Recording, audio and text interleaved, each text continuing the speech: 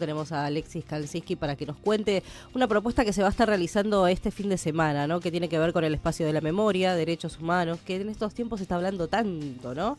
Una oportunidad para visitar un lugar que no puedes perderte esa oportunidad. Y nos va a contar un poco el trasfondo de por qué y cómo surge todo eso. Muy buenos días, Alexis, ¿cómo estás? ¿Cómo están, chicos? Gracias por la invitación. Bienvenido.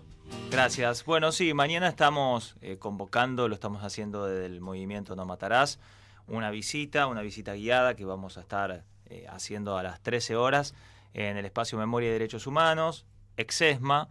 Esto está en Avenida del Libertador 8141, es Libertador al fondo, casi antes de General Paz, un predio muy conocido por todos porque es donde funcionó la Escuela de la Mecánica de la Armada, hoy transformado a partir del año 2004 en un espacio de memoria y derechos humanos, que además de funcionar como un sitio de memoria, de verdad y justicia, también funciona como escuela. Hay escuelas adentro del predio, escuelas de música y escuelas de arte.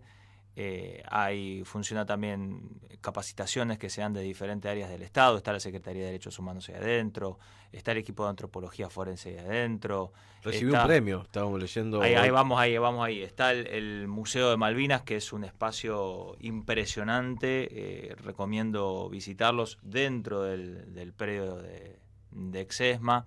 Y está el Museo Sitio Memoria, que acaba de recibir un premio, digamos, más que un premio, es el reconocimiento de patrimonio de la humanidad al sitio, al espacio, por parte de la UNESCO, ¿bien? Sí. Que es el organismo de la Organización de las Naciones Unidas dedicada. Perdón, yo lo que te decía es que el equipo argentino forense recibió el reconocimiento, por también, eso sí. Hoy salió que lo reconocieron por el trabajo que vienen desarrollando. Mirá, no llegué a leer la nota de hoy. Sí. Bien, espectacular. Bueno, ahí dentro de este es un espacio.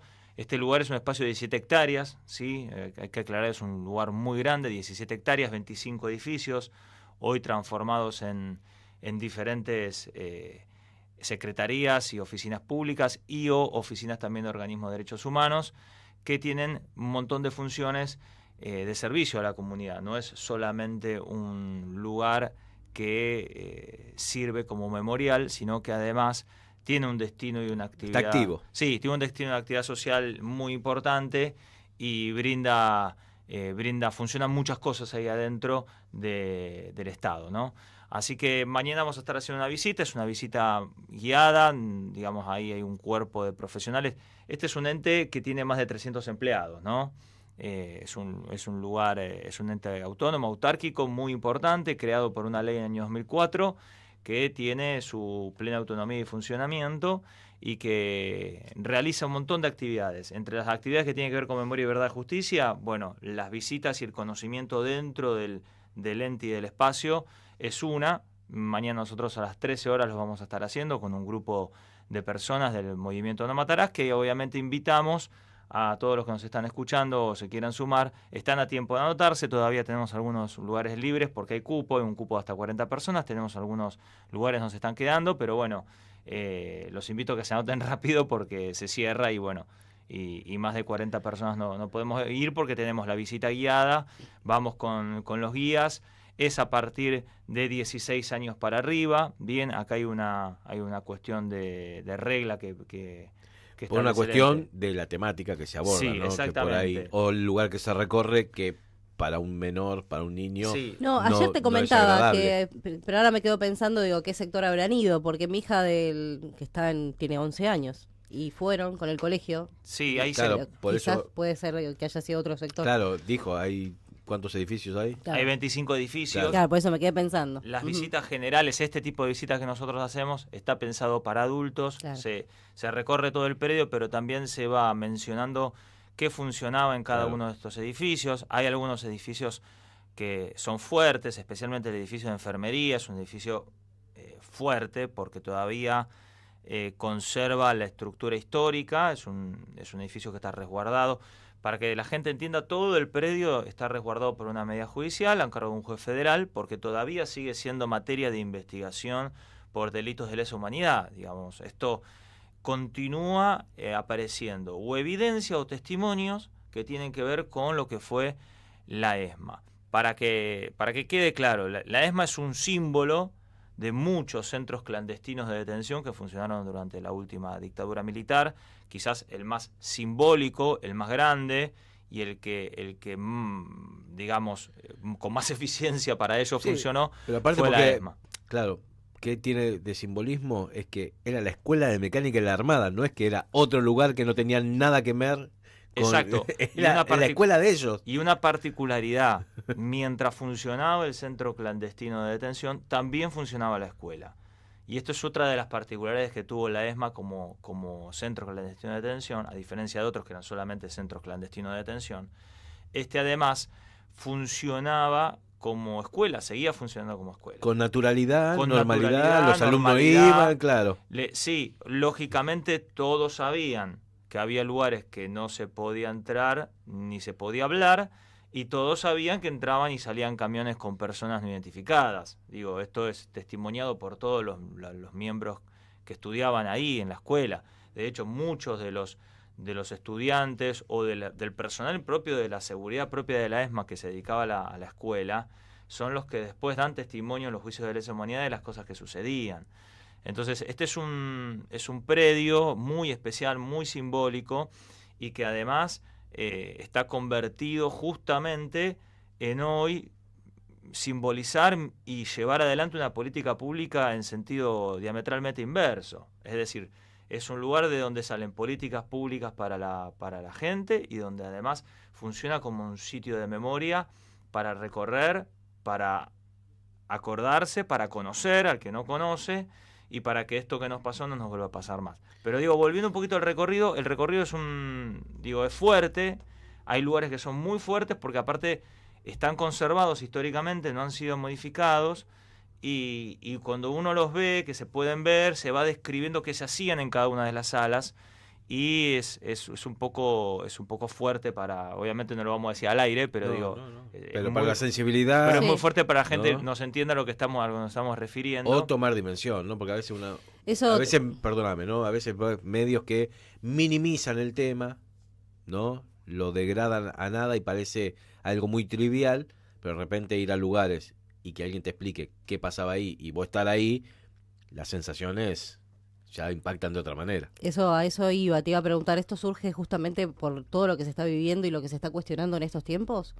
Sí, en realidad, a ver, el predio funciona desde el año 2004, las visitas se hacen siempre, además de hacer visitas nosotros tenemos programas de docentes que vamos a las escuelas a llevar charlas de memoria y verdad y justicia, y después hay otro programa donde llevamos a los chicos de escuelas a presenciar juicios de lesa humanidad, ¿no?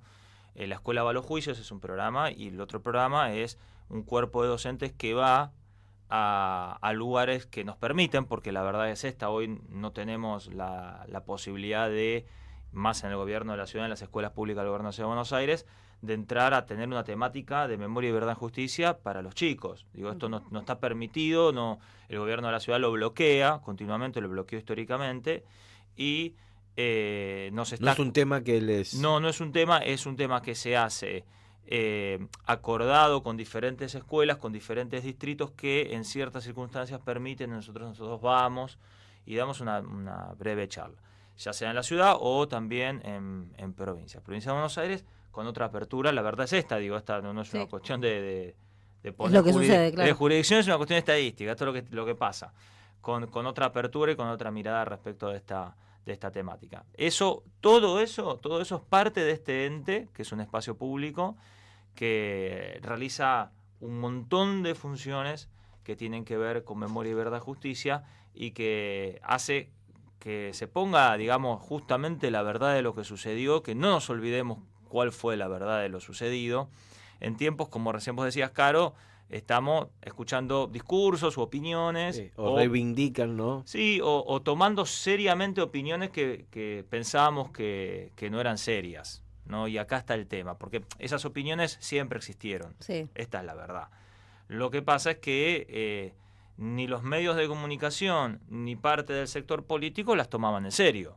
Hoy eso está cambiando y eso es muy peligroso. ¿Bien? Porque cuando los responsables de comunicar o los responsables de gestionar o los responsables de llevar una política partidaria o lo que fuera cambian estos pensamientos o adhieren a esta postura, es donde entramos en un problema y en una espiral de violencia que no frena más.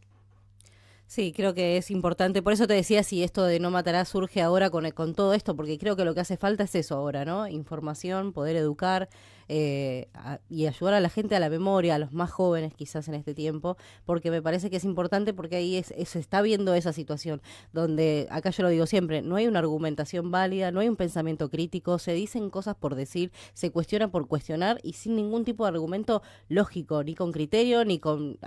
Hay cosas, como decís vos, están documentadas. O sea, sí, que no podés negar eso ya. No, y además acá hay una cuestión, que cualquier otra opinión que trate de morigerar o de cambiar en algo la historia, lo que está haciendo son dos cosas. Primero, la está ocultando o negando, por eso nosotros decimos negacionismo. ¿Qué significa negacionismo? Cuando vos tratás de ocultar o tapar una cosa y pones encima otra. Pones encima otra. Hablas de otra cosa y lo que estás haciendo no es hablar de esa cosa, sino tratar de tapar lo otro. Sí. ¿Bien? Entonces, parece que hoy todos miran lo que se dice, pero no se está mirando lo que se está tratando de tapar. Que eso es lo peligroso. Por eso hablamos de negacionismo. Entonces, nadie, digamos, desconoce cómo fue la historia y lo que pasó en la historia. Y tampoco nadie desconoce que hubo también grupos armados de la sociedad civil que cometieron actos de violencia y actos ilegítimos. Pero vale rescatar y decir que esta es la verdad, que todos esos grupos, cuando funcionó la democracia, fueron encontrados, la mayoría fueron juzgados, fueron condenados en los hechos que sucedieron en democracia, y en los hechos que sucedieron en la dictadura militar fueron perseguidos, asesinados, desaparecidos. ¿Bien? Sí. Y además de todo eso, 30.000 personas más que fueron perseguidas por sus pensamientos políticos e ideológicos. ¿Bien? Sindicales, sociales... Por otras cuestiones. Pero aparte estoy pensando algo, ¿no?, que me viene ahora a la cabeza. Esto pasó en la época de la dictadura. Llegó la democracia, no hubo más terrorismo de Estado, no hubo más grupos... Porque vos decís, se persiguió, se buscó, se enjuició. Pero no es que quedaron células que siguieron activos. O sea, terminó la dictadura y terminaron los grupos terroristas. Sí, y supuestamente. Yo te diría que antes del golpe militar estaban ya desarticulados, prácticamente. No era una amenaza. Realmente no hubo una amenaza terrorista en la Argentina como es internacionalmente concebido el concepto de terrorismo. Porque también este es otro tema que uno tiene que poner en debate. No es para hablarlo quizás en el aire en una radio, pero... sí es más de clase de investigación, de politología, de derecho, de sociología. Sí, bueno, a ver, ¿qué entendemos por terrorismo en concepto internacional? ¿Qué es terrorismo? Entonces, ahí uno tiene que decir, porque te hablan, los terroristas subversivos, pero porque cuando uno empieza a analizar realmente la fuerza que tenían los grupos que eran grupos muy minoritarios, ¿bien? Y la verdad que... uno piensa en terrorismo, yo te digo terrorismo, ¿qué pensás vos? Te vas a ETA, ir a grupos... Claro, te vas a... Medio Oriente, algunas... Sí, y generalmente grupos que además tienen un soporte estatal, ¿no? Los países de Medio Oriente. Entonces, son países de Medio Oriente que avalan esas células terroristas, las financian y las acompañan. Claro, sí, ¿bien? Sí. Bueno, uno piensa, cuando dice terrorismo, piensa en esto, en principio. Entonces, ahí hay toda una cuestión, de mala intención, que lo que quiere hacer en el fondo es negar. Porque aparte, estas situaciones que se dieron, estos supuestos grupos terroristas, no iban contra objetivos civiles. Lamentablemente, civiles, uno lo tiene que tomar con mucha pinza para tratar el tema, pero muchos de los que murieron civiles fue colateral, porque el objetivo era atacar a los que los agredían. Pero no es que iban a atacar... a una escuela que no tenía nada que ver con la lucha que ellos tenían. Ni hablar, eso es así. Igualmente, a ver, la verdad es que está mal. Porque claro que está mal. Está mal y pero cualquier vos tenés acto de grupos violencia... terroristas que atacan cualquier objetivo con tal de hacer daño. Seguro. Estos era obvio. El combate o defenderse de la agresión. Obvio. Igualmente no era la forma. No era la forma, la manera. No era la forma. Hay que también entender históricamente qué pasaba. Esto viene de los años 60, en donde las revoluciones armadas en todo el mundo eran digamos, lo que se utilizaba. Era la forma. Era la forma que se utilizaba. y la realidad es que no estaba bien, digo. Por eso digo, nosotros, nadie avala ningún tipo de acto de violencia. Hay que poner en tiempo y contexto. Ningún tipo de violencia. Ahora, también hay que decir que desde la recuperación de la democracia, el nacimiento de los organismos de derechos humanos, todos los organismos de derechos humanos que lucharon contra la dictadura y que hoy siguen trabajando, lo hacen desde el amor y desde ningún tipo de acto de violencia. Y esto vale aclararlo. Cuando se recupera la democracia, lo que se pidió fue memoria, verdad y justicia. No se pidió de vuelta ir a ponerles una bomba. ¿Está claro? Digo, entonces, ante ese terrible genocidio que nosotros vimos en Argentina, se respondió con memoria, con verdad, con justicia y con un Estado de Derecho que aplique la ley en un debido proceso. Digo, esto también es muy significativo porque ese fue el método también para ponerle fin a la espiral de violencia. Porque si no, uno nunca le pone fin a la violencia y el problema es que la violencia genera más violencia. Exacto. Entonces, nosotros pudimos frenar esa espiral de violencia con memoria, con verdad y justicia. Y cuando yo digo esto es con el método que se utilizó. Esto es muy importante para que los chicos lo entiendan. Con el método, con elegir un método de que haya un Estado de Derecho, que haya una ley, que haya un juez, que haya un debido proceso, que haya un abogado defensor, que haya un debate. Digo, son garantías constitucionales de un debido proceso que lo que hacen es justamente garantizar que sea juzgado en debida forma. Esto se pidió y esto se hizo, y eso frenó la espiral de violencia. ¿Bien? Y no lo frenaron justamente los militares.